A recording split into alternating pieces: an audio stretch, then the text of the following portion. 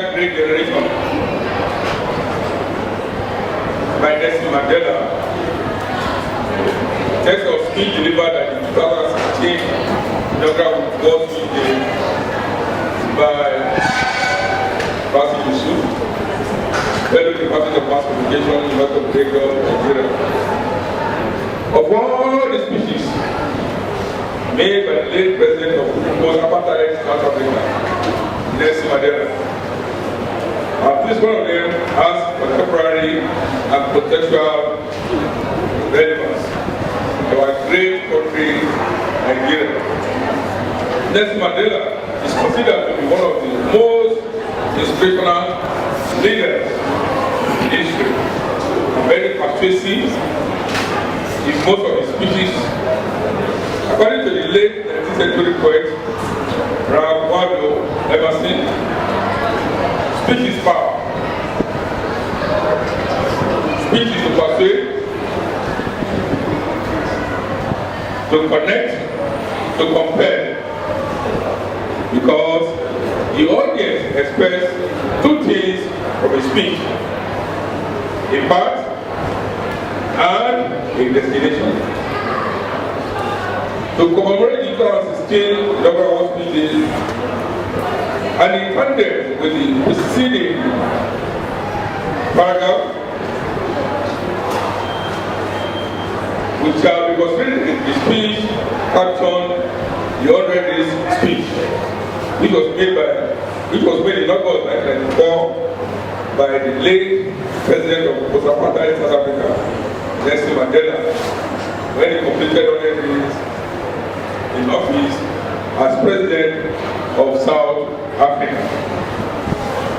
This was his opening address for the budget debate of that year. Now and again, in the course of my remarks, I will pull out my white handkerchief and wipe my eyes.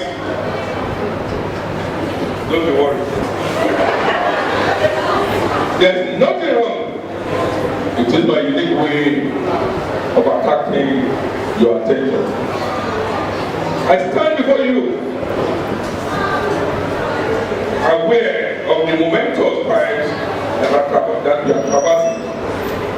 These times also demand of us that we regularly account to this important assembly about the work and process to us by the electorate. Much can be said about the content of the debate in the current session. On the occasion, some language has been used to drive home the strong-held belief. We need to limit this tool that we have, please. At last, a robust, vibrant democracy with broad consensus on the most important national questions. Down the years, human society has pitted itself against the evils of poverty, disease, and ignorance. Progress has been achieved while reverses have also been sustained. It is incumbent on South Africa to be in the company of those who have recorded more success than failure. At the end of the day, the yardstick that we can be done by is one and only one. Through our endeavors here, creating the basis to better the lives of South Africans, it's not because the people have some subjective expectations found during the election campaign. Neither is it because there's a magic one that they see in the government. Millions have suffered deprivation for decades, and they have the right to seek redress. They fought and voted for change, and change people of South Africa must have. Honorable members, you have been warned. 100 days ago, the president and deputy president of the new democratic republic were sworn in. Our people and the whole world marveled at what has been variously characterized as a miracle and and an epoch-making event. Are we worthy of the trust and confidence? End of quote. The profundity of this speech is such that it is hard for the environment of our country, Nigeria, and its polity. In celebrating speeches and speech-making today, we have chosen Mandela's speech with a great generation because it is persuasive, having considered what matters, that is, what we are going to say, and manner how we are going to say it. If we just propose Mandela's with a great generation, and the theme of the 2016 inaugural was building a better world, we are in a position to see the following: the needs of a successful speech making coming to the fore. 1. Quality, not quantity. 2. Dramatic and persuasive effect. 3. Emotive language. 4. Rhetorical questions. 5. Balance because of the rhythmical balance, phrases and sentences that appeal to the ear, just continue to have the hypnotic effect, persuading listeners to accept what is being said. To take an example from that, we have all the attributes of a great nation. Does Nigeria have the attributes of a great nation? We are not there yet because the one commodity we have been unable to exploit to the fullest is unity of purpose. This will enable us to achieve not only more political evolution and integration, but also continuity and progress. That was President Muhammadu Buhari's speech during the 5th independence of the country. If you can now relate this to the speech by Mandela, you will see some relevance. Okay? Then 6 climax, crescendo effect. Number 7, declamation.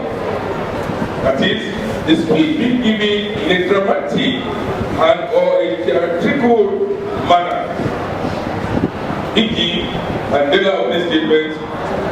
Now and again, in the course of my remarks, I will pull out the white handkerchief and wipe my eye. Don't be worried. There's nothing wrong. It's our unique way of attracting the attention. When I brought out the handkerchief, did you look at me? He did not, because some of you are blind. Those who have eyes to see, without intending to talk down my friends, but those of you who are conscious of the environment, you will know that it's not easy to have a white handkerchief. Because maintenance is a problem. I'm ahead of you. I won't say that much.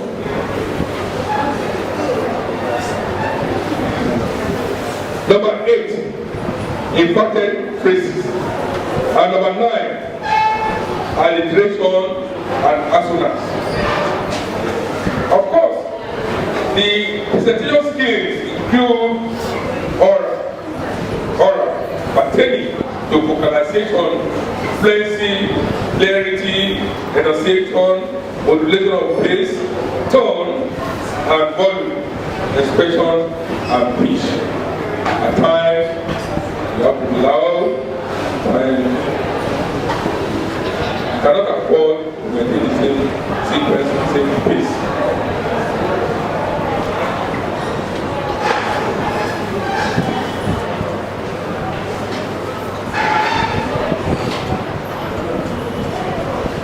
Non-verbal related to the use of the body as an adjunct to speech, eye contact, eye contact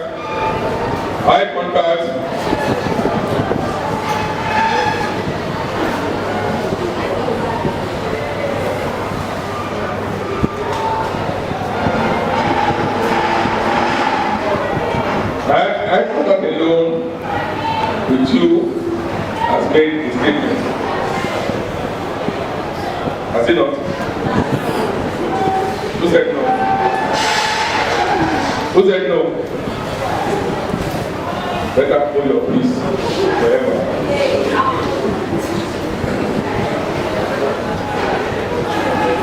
Eye contact, facial expression, gestures, dance, body language, movement, and variety and range.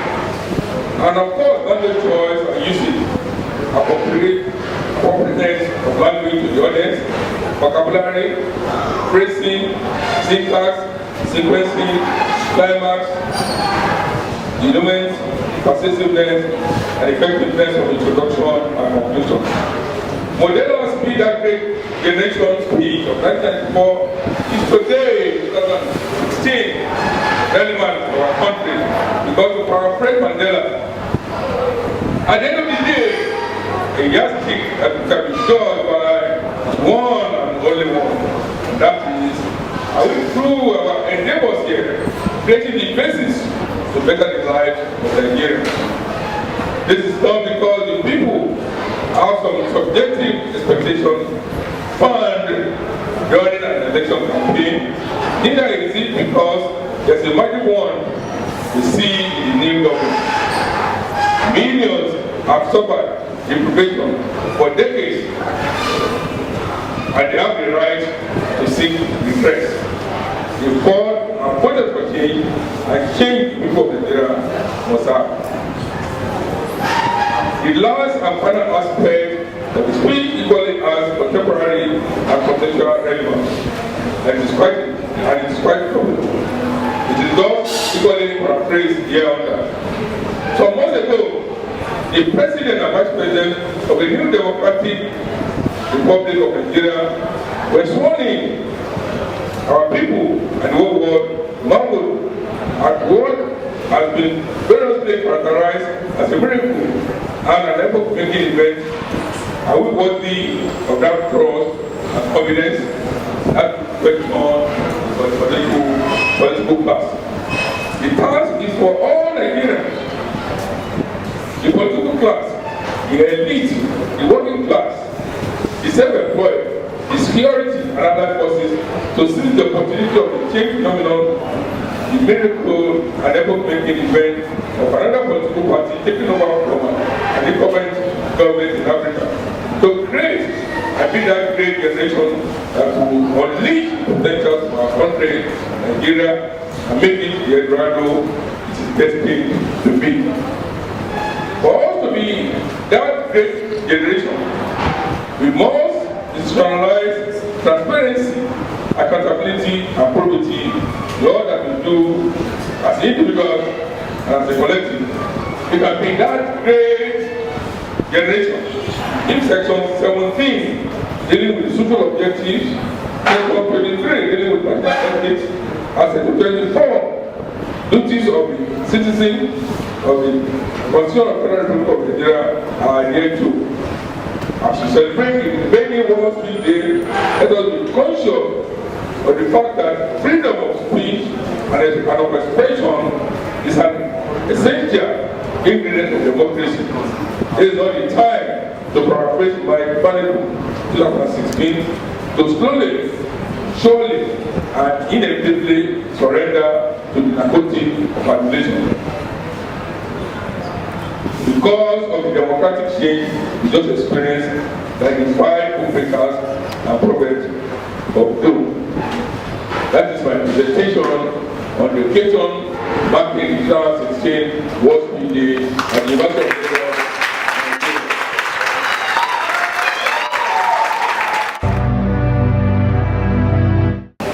My name is Oba, former level student of mass communication, University of Lagos. My question is, you mentioned in your speech that speech is it's connect and it's also compelled.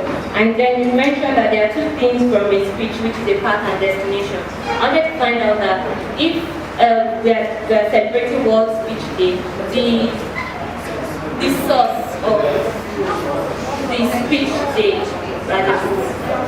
It's to create an environment for students, scholars, and anybody whatsoever to learn how to make speeches and how to deliver speeches. There are some speeches that suffer from poor delivery. There are some speeches that suffer from poor crafting, not properly crafting. As we say in our place, the world is like an egg.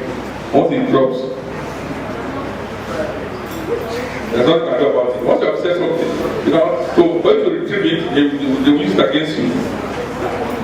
I mean, take for instance on the electionary campaign. Whatever politicians say, you may not know. Some people are recording everything. In fact, it was the oratory and the mastery of speech making and speech delivery that got President Obama the presidency of America. Because it was relatively unknown. He was a one-time senator. And to go through that same website, to go through some famous speeches and all the rest, you see that speeches can inflame passion, speeches can bring about war, speeches can bring about peace. So it all depends on how you want to utilize the power God has given you. And if you know that you are not gifted in speech making or in speech delivery, then you have to go through that scope, through that part. Because talk about path, we also talk about destination. Speech is power, it compels, it persuades, it connects. If you look, if you come back nearer home, during the Nigerian Civil War, there was this accord. The one representing Nigeria, Ojuku representing the defunct Biafra Republic, they were there. Simply because some technologies were brought in. Of course, we all know that Ojuku was an orator, very gifted, had a gift of the gap. That's one many things he said that the one did not pay attention to. So when they came back, was saying would stand. Have you ever heard that before? Now, if you go into the history of the Nigerian Civil War, the same thing. Past politicians, Sid was the gifted orator. Akitola too. Karakwa could speak Igbo, could speak Hausa, could speak Yoruba. In fact, his Yoruba was flawless. So before you can test the capacity of any potential leader, it must also convince you. It's just like you making a first class and somebody making a 2-2, and both of you are given an opportunity to attend an interview. It all depends on your performance on the other interview. The written interview is one bit, the other interview is another. The other interview will show whether you succeed or not. If you get there, you are destroying the language of communication, you are bastardizing the language of communication. It will be difficult for anybody to want to matter, even if you are there with the first class. It will be difficult for them to absorb you as being successful. Whereas when with the 2-2, with the power of delivery and conscious of the environment, we will get the job. Are you satisfied? Yes, another. My name is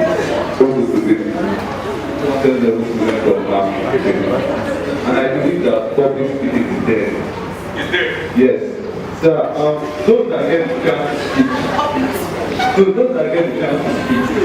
and get the impact of the event politicians on the wider level, why they don't get the platform? Now, it's like this.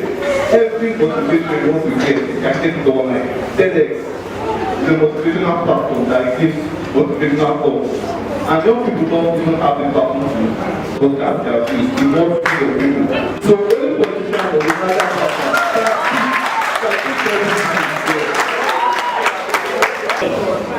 we are not talking about politicians alone. We are talking about public speaking. Tell me if you're a stand-up comedian, if you don't master the art of public speaking or speech making and speech delivery, will you be able to carry your audience along? If you are the master of ceremony at an event, if you are not good, you think they will hire you again. You have to take concern to do that. If you are a lecturer, we know ourselves. You know how you can rate your lecturer. There are some of us who make you speak. There are some of us who make you perform.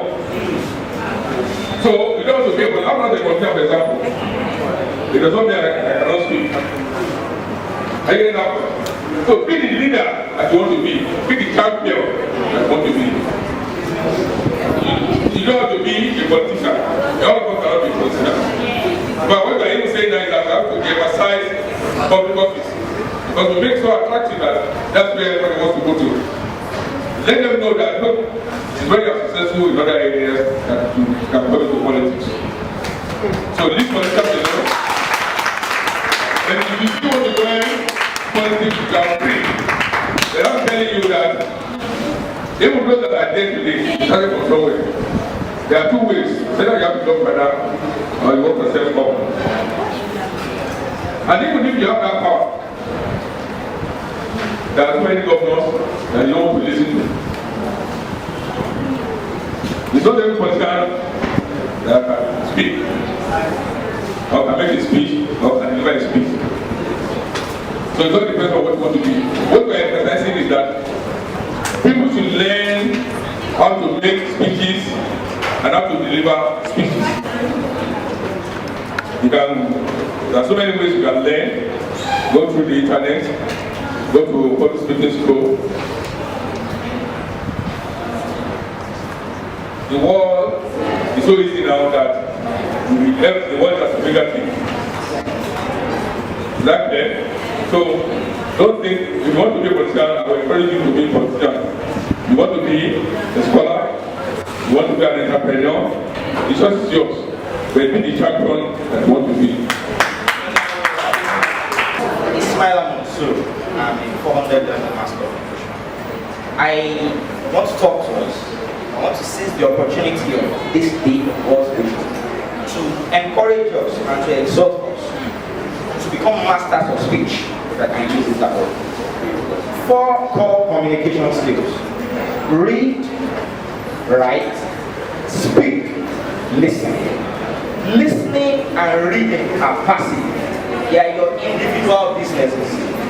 If you read well, if you listen well, or otherwise, it will not be exposed to your audience. It will not be exposed to the public. But when you speak in a not too good manner, or you write in a way that does not interest and attract, then it will be so evident that indeed you are not doing it right. Now, as students and eventual practitioners of mass communication, and even scholars of the profession, it is very, very important that our speaking and writing skills must be at the very peak, because we are custodians of these particular areas. When things happen in society, you are the first that will be asked, Mr. Man, what happened? Miss Woman, what happened? Almost always, you will either have to speak it or write it. If you do not do it well, you are not representing your profession very well. I gave an example that sometimes fate, throws situations at you, and whether you like it or not, you have to survive. While I was on IT, my IT company held these awards, and we paid channels 5 million naira to do a 1-hour live coverage of the event. Channels came and could not go on air till the end of the event. So essentially, channels owed the company 5 million naira. Now the company wanted the money back, and channels did not want to give the money back. Instead, they gave us a raft of options and asked us to, take those options in lieu of the 5 million naira. I was a student for funnily enough, a lecturer in the department happens to be the wife of a major producer in channels. I was scared that when I get to channels and I see Mr. Sulaiman Alede, and it's like, young man, I know you. I didn't know my wife's student. What are you supposed to be doing here, shouting down on staff of my company? But when I got there, I had to set aside the fact that I was a student. I had to set aside, everything that makes me small, and I had to perform like the company demanded that I perform. I had to speak, the speech, and eventually they got the message and they began. So the lesson here is that please and please and please, let us get our speech right, because that is what makes food on our tables and going to put money in our pockets. Thank you very much.